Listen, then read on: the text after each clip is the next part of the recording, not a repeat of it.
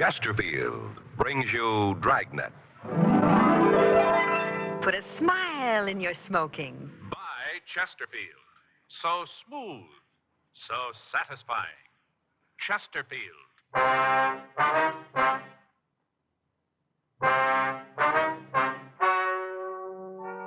Ladies and gentlemen, the story you are about to hear is true. The names have been changed to protect the innocent.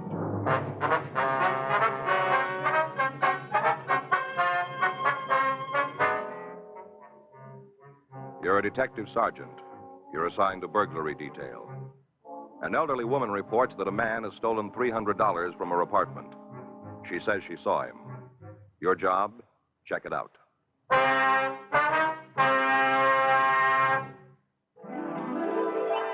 Put a smile in your smoking. Next time you buy cigarettes, stop. Remember this. In the whole wide world, no cigarette satisfies like Chesterfield. Put a smile in your smoking. Instantly, you'll smile your approval of Chesterfield's smoothness. So smooth, so satisfying. You want them mild. We make them mild. Mild and mellow, with the smooth and refreshing taste of the right combination of the world's best tobaccos. So next time you buy cigarettes, Stop. Start smoking with a smile with Chesterfield. Smiling all the while with Chesterfield. Put a smile in your smoking, just give them a try. Light up a Chesterfield, they satisfy.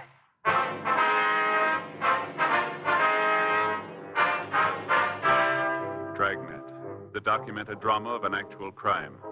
For the next 30 minutes, in cooperation with the Los Angeles Police Department, you will travel step by step on the side of the law through an actual case transcribed from official police files. From beginning to end, from crime to punishment, Dragnet is the story of your police force in action.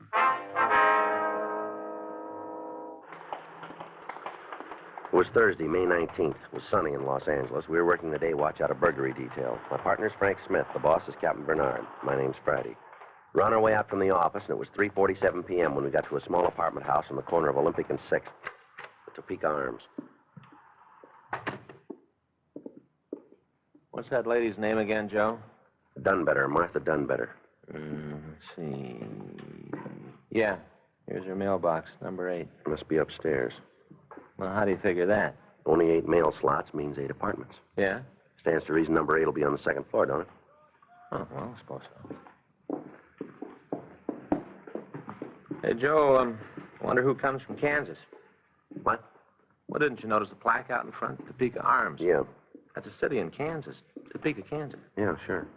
Well, somebody must have come from there, the owner or the builder. Why else would they give the place a name like that? I don't know. Well, stands to reason, doesn't it? I guess so. Well, you see, you're not the only one who can do it. Do what? Deduce. Oh. That's what they call it, the way you figured out number 8's the 2nd floor. Deduction. Yeah. I was just giving you an example. When I proved that somebody connected with the building probably lived in Kansas. Yeah. Right down there. 8, just like you said. Mm-hmm. Deduction never fails, Joe. Who's there? Police officers. Oh, well, just a second. I'm coming. My goodness, you certainly got back. Oh, well, dear me, you aren't the same ones, are you? No, ma'am. This is Frank Smith. My name's Friday. Well, there were 2 other policemen here just a little while ago. It's a shame you didn't know. Could have saved yourself a trip. That's all right, ma'am. We knew they'd be here. They're patrol car officers. They were in the neighborhood, so they answered your call. Oh, well, All right if we come in? Oh, my, yes. Oh, yes, please do. You're Mrs. Martha Dunbetter, is that right? No, not exactly. Oh?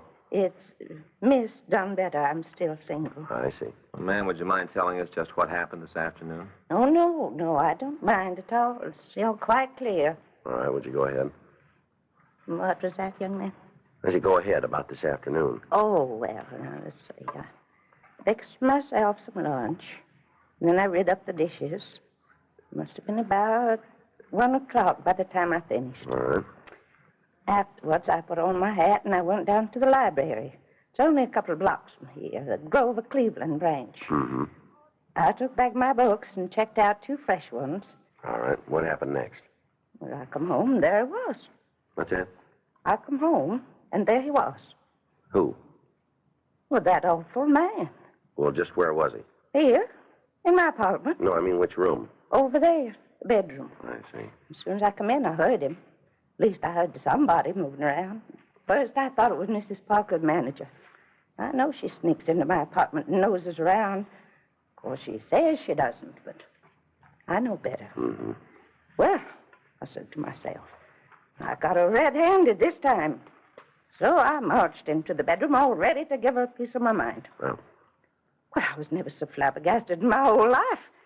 He was standing in front of the dresser, going through my pocketbook. I see. My black patent leather. It's the one he was holding. Mm-hmm.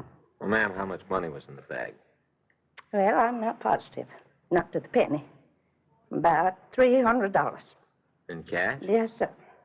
You see, I've been saving dimes for the past 15 years. You mean this $300 was in dimes? Oh, goodness gracious, no. Oh. What I do is go through my change every night and put all the dimes in my dime bank. Then when it's full, I take it down to a real bank and change the coins into bills. A dime bank holds $25. I see. Well, you'd be surprised how much a person can save that way. It mounts up. Yes, ma'am. Do you know the denominations of the bills? I guess they was mostly tens. Maybe one or two bigger ones. Mm-hmm. Now, what did this man do next, Miss Dunbetter? Well, he found money. My $300. Stuffed it into his pockets. Then he just strolled out of the apartment big as life. I was too dumbfounded to do anything about it. I see.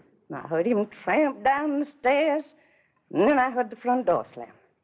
When I was sure he was out of the building, I managed to get my wits together and I dialed Central, Central? the operator. And she put me in touch with the police station. Had you ever seen this man before, Miss Dunbetter? No, I'm sure I never did. Could you tell us what he looked like? Well, he was a tall man. How tall? Big as you, I'd say. What color hair, please? Dark. Very dark. Eyes. Dark eyes, too. Dark complected. Like he'd spent a lot of time outdoors. How was he dressed? A shirt and pants and a jacket. Light-colored jacket. I think it was green. Did you notice any scars? Yes. Come to think of it, I did. Across his forehead. Thin little zig-a-zag. Mm-hmm. Well, how old would you say he was? Oh, he's young. 35, maybe 40. You know if anybody else saw him? The other tenants? Well, I haven't talked to any of them. Haven't left the apartment since it happened. You live alone here, do you? Oh, my, no. My sister Bessie stays with me. Where is she this afternoon? Well, she went out of town for a few days to visit her grandson and his family. They came down from Oxnard to get her this morning. I see. Tomorrow's her birthday. She'll be 80. I expect they're going to have quite a celebration. Yes, ma'am. They're all carrying on. You'd think it was such an accomplishment. Well, it is a pretty ripe old age, ma'am.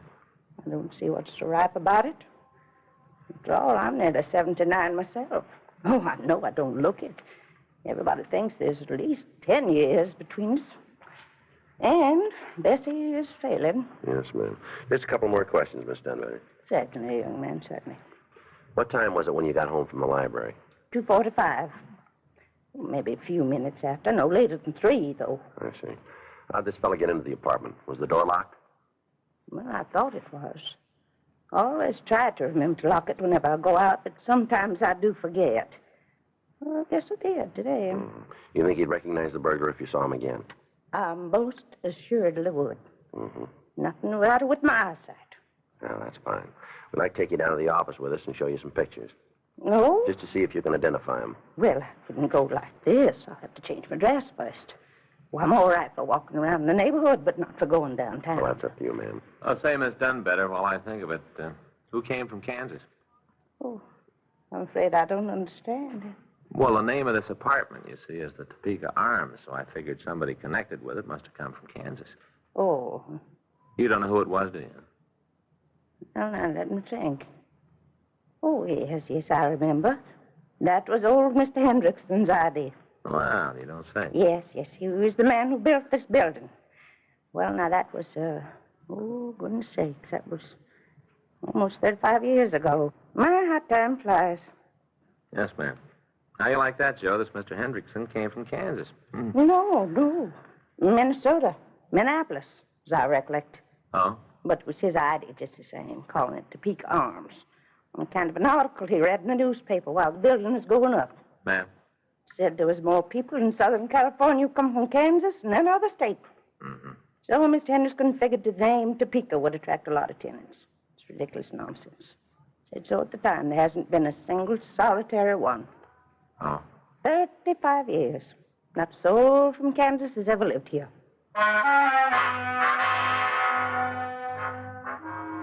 4:05 p.m. Frank and I put in a call to the crime lab. While Miss Dunbetter changed her dress, we checked the other apartments to see if anybody else had seen the burglar. Only one tenant was in. Mrs. J.T. Blade, apartment 6, informed us that she'd been out marketing at the time of the crime and had just returned home. 4:16 p.m. Lee Jones and the crew from the crime lab arrived. They began their investigation, and we drove Miss Dunbetter down to the city hall. We checked the oddity file and ran the suspect's description and M.O. through the stats office, and they came up with 17 possibles.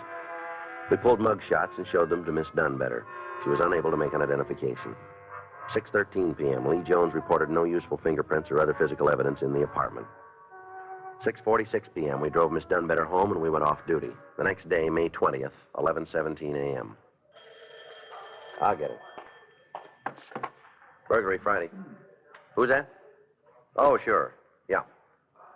When'd he come in? I see. Oh? Well, I wouldn't know. What's he look like? Mm-hmm. Yeah, we'd like to. Right. Thanks a lot. That was Chubb Stark. Who? You know, Stark, the bartender over at the Yellow Cat. Oh, yeah. What's he want? Guy came into his place last night. He was carrying a pretty big roll. He threw it around, bought drinks for the house. Yeah. Got kind of loaded and did some talking about how easy he'd picked up the dough. Just walked in again this morning. Huh. Sound like anything to you? And Chubb says he's about 6 foot, black hair. Yeah. Scar on his forehead.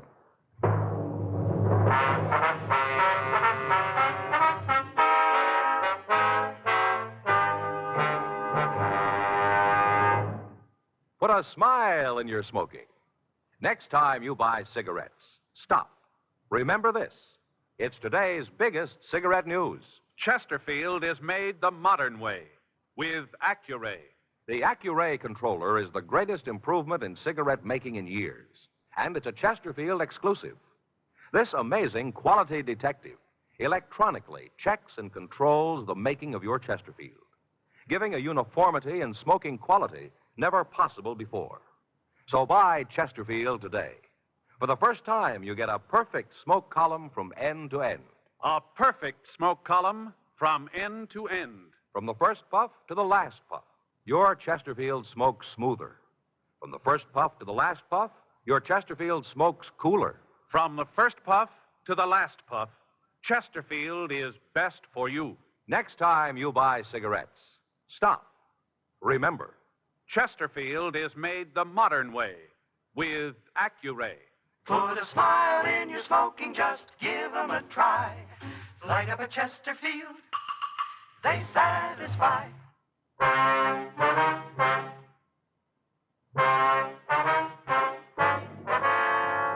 Frank and I drove out to the Yellow Cat Bar on Figueroa. Chubb Stark, the bartender, pointed out a husky man sitting in a corner booth.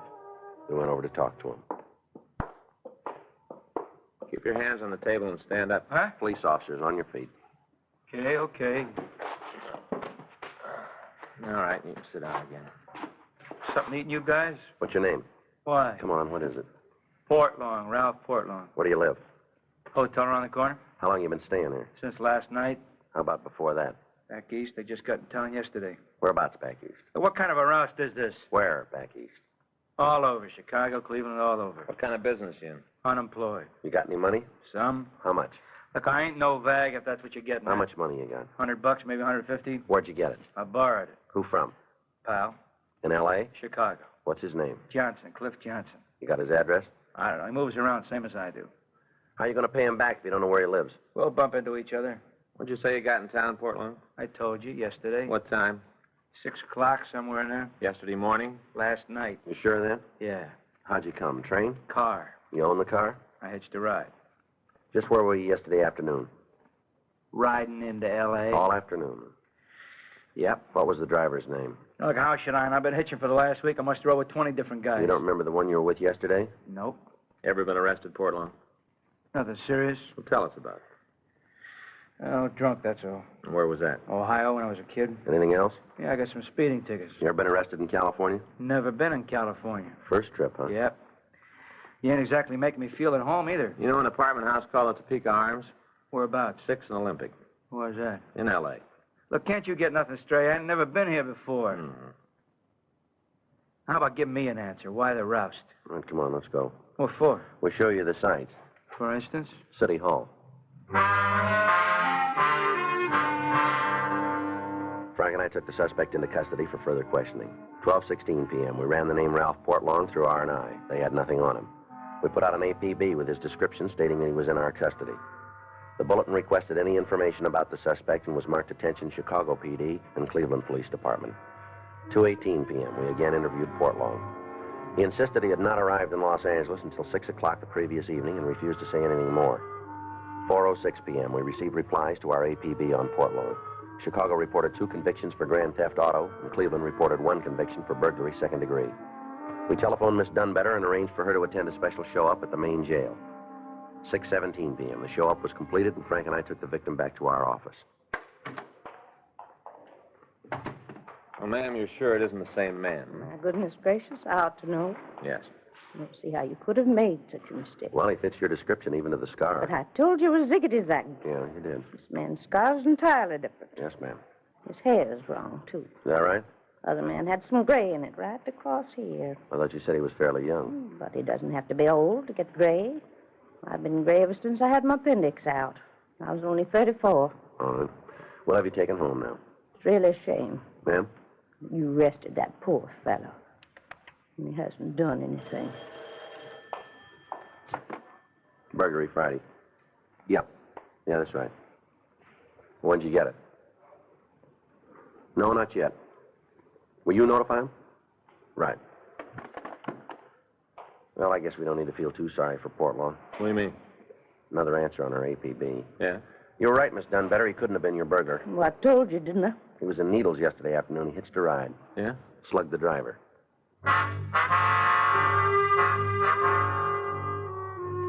Ralph Portlawn was held pending arrival of authorities from Needles. The investigation of the apartment house burglary continued. 2 more suspects were brought in for questioning. Both men succeeded in establishing alibis for the time of the crime. Monday, May 23rd, 1:48 p.m. Frank and I were on our way back to the office from lunch. How was your pie? All right? Just okay, huh? I said it was all right. Lemon meringue, wasn't it? Yeah. I don't know, Joe. You should have had apple. Mm-hmm. I told you, stick with apple. You can't go wrong. The lemon was good. You didn't finish it. I was full. Yeah. Well, someday you'll learn. Learn what? Apple pie is always safe. You can't louse it up. Even a bad cook can. Well, I get a little tired of it once in a while, that's all. Well, no reason you should. You can switch it around so many different ways. Yeah, I know. Cheese, a la mode, hot sauce. No reason to get tired of apple, Joe. Sure. Hey, Joe. Yeah. Call for you while you were out. Oh? Hey, she wants you to call back. Here's the number. Thanks. Sure. Bessie Maxon. Who's that? I don't know.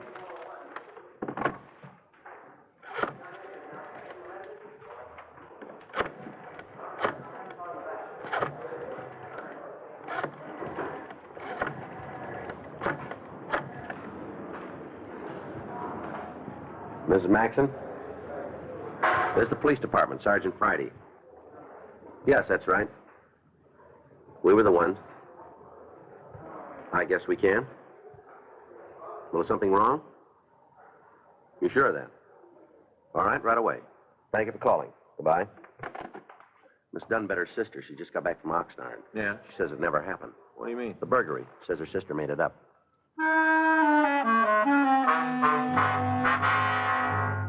Frank and I drove out to the Topeka Arms, and we went up to apartment number 8.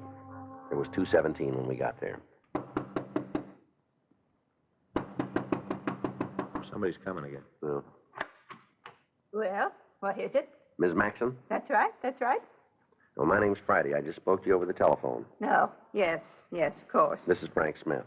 Oh, how do you do? I do, ma'am. Come right along inside. Thank you. I just don't know what to say. I suppose it's all my fault for going out of town. Should never have left Martha alone. Might have known she'd be up to something. Are you positively sure about this, Miss Maxon? About what? About what? That there wasn't any burglary? Oh, Never in a million years. Well, your sister gave us all the details. Play acting, that's all it was, play acting. She's done it all her life. Oh, I see. You mean Miss Dunbetter isn't... My sister is as sane as you are, if that's what you're driving at. Well, then why'd she tell us that story, do you know? Haven't got the vaguest notion. She simply won't give me any explanation. Oh, I see. If the story was true, why won't she face me? Why is she hiding? Hiding? The minute I told her I was going to call you, she locked herself in the bathroom. Is that right? Been in there for 2 hours now. She simply refuses to come out. Well, we'd like to talk to her if we can.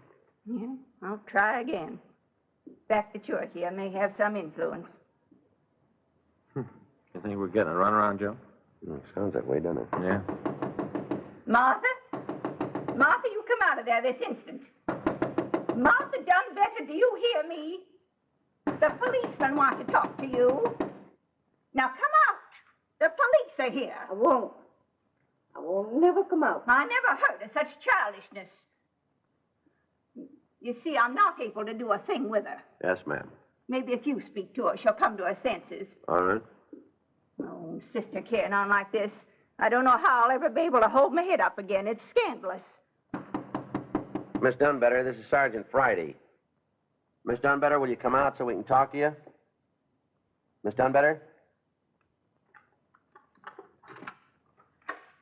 Well, it's about time. Whatever were you thinking of, Martha? What got into you? I'm speaking to you, Bessie. Let's go into the other room. Be easier to talk there. Yes, sir. Not speaking to me, huh? Well, two can play at that game. And I assure you, I won't be the one who suffers. All right, ladies, would you like to sit down? Now, Miss Dunbetter, can we clear this thing up now? Your sister says there wasn't any burglary. Just how would she know she wasn't here, was she? I know because I know you. Yeah. And I know you never had $300 to your name. I did, too. Where'd you get it? Where'd you get it? None of your business. All right, now, how about it, Miss Dunbetter? Did you have $300? Well? Never said it was exactly 300. Not to the penny. $3 would be more like it. There happens to be a few things you don't know about, including my savings. A likely story. You never saved a penny in your life. What about my dime I bag? shook it the other day. I'll thank you to keep your hands off my property. Savings, indeed. If I didn't pay most of the expenses around here, you'd starve to death. I managed quite well before you moved in on me, Bessie, and I was perfectly happy living alone. Matter of fact, I preferred that arrangement. Well, maybe you'd like to try it again. Maybe I would. I'm sure it'd be money ahead. Ha! Don't you hawk me, Bessie Maxim. You ought to see the way she eats. Gobble, gobble, gobble. She shovels it down. Stuff and nonsense. I don't have any more appetite than a bird. Birds don't nip the cooking, Sherry. Martha Dunbetter. How can you say such a thing? Because I know it's true. I marked the bottle. Well, whatever I do, I don't fib to the police like some people I could name. Well, Miss Dunbetter? I made exaggerated respect. Mm-hmm. You mean to do no harm? I wonder if you know it's against the law to file a false police report. Against the law? There. You see? You're going to jail.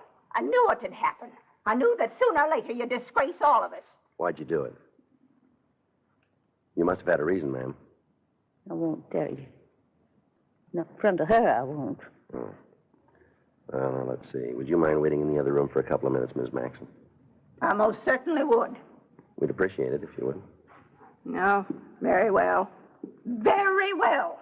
You'd think I was the criminal around here. All right, Miss Dunbetter, tell us now, will you? It's very difficult to explain. Well, give it a try, will you? You see, it was all on account of her, Bessie. Go ahead. Started when we was little girls. It's because she's older. She's always lording it over me. Mom and Daddy always gave her everything first. Hand-me-downs, it's all I got. Bessie's hand-me-downs. I see. And when we grew up, I couldn't push myself very much. She's just the opposite, belle of the ball. She had a pick of all the young gentlemen in town. The only time they'd take me out was when Bessie was busy. I don't think she didn't let me know that I had second choice. The only reason she married Horace because he took a fancy to me. Well, I had my pride, too. Wouldn't settle for her leftovers. That's why I stayed single. I see. The least she could have done was name one of her little girls after me. After all, I'm her only sister. Well, Miss Dunbetter, you still haven't told us why you reported the burglary. I am telling you. Yes, ma'am. On account of her birthday. Well, that was the last straw. She hasn't talked about anything else for months and months. It's 'cause she's 80 years old, you'd think she was the Queen of Romania. A picture in the paper, people making a fuss about her. Well, I made up my mind that for once in my life someone was going to make a fuss about me. I see. To tell you the truth, I'm not a bit sorry I did it.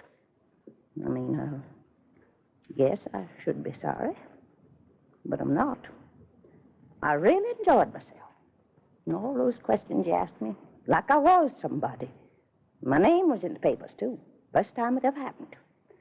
Kind of strange when you come to think about it, to live 79 years without ever seeing your name in print.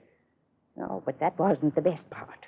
Ma'am? The best part was Bessie not being able to horn in and take all the credit. Oh, I knew you'd find me out sooner or later, but I didn't care. I sure had the laugh on her. All the time she's in Oxnard being partied, I was having a little party of my own. Yeah. Well, you know, you didn't need to put us through all this, Miss Dunbetter. You're almost 80 yourself. It's over a year away. When you're my age, you can't be sure of anything. Yes, ma'am. Besides, even when I'm 80, Bessie will still be ahead. How's that? She'll be going on 90.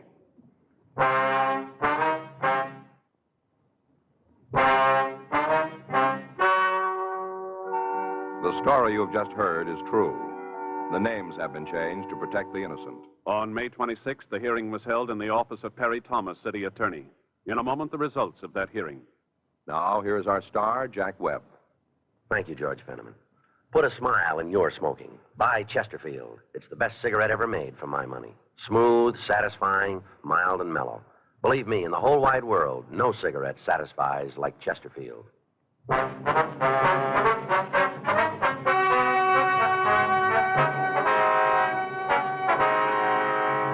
Due to the advanced age of Miss Martha Dunbetter, and because of her assurances that she would never repeat her actions, no charges were filed against her.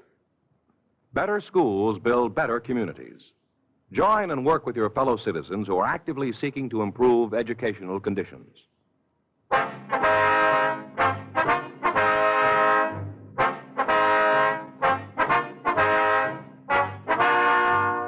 You have just heard Dragnet, a series of authentic cases from official files. Technical advice comes from the Office of Chief of Police W.H. Parker, Los Angeles Police Department.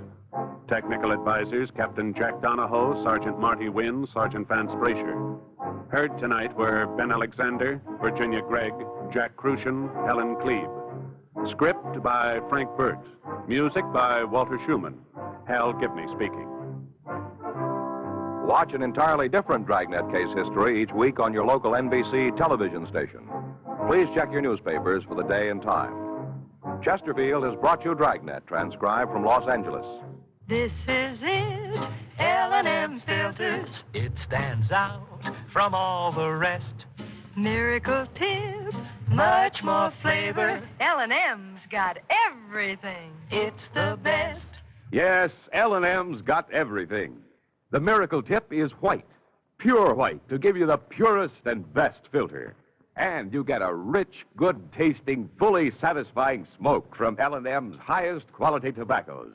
Buy L&M, America's best filter tip cigarette. It's sweeping the country.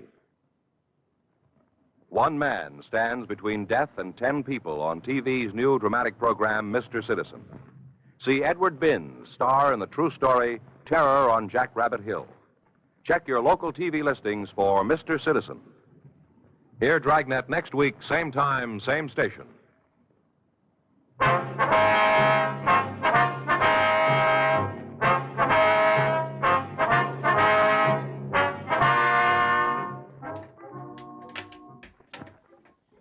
Lux Radio Theater presents Barry Sullivan in Rope of Sand tonight on the NBC Radio Network.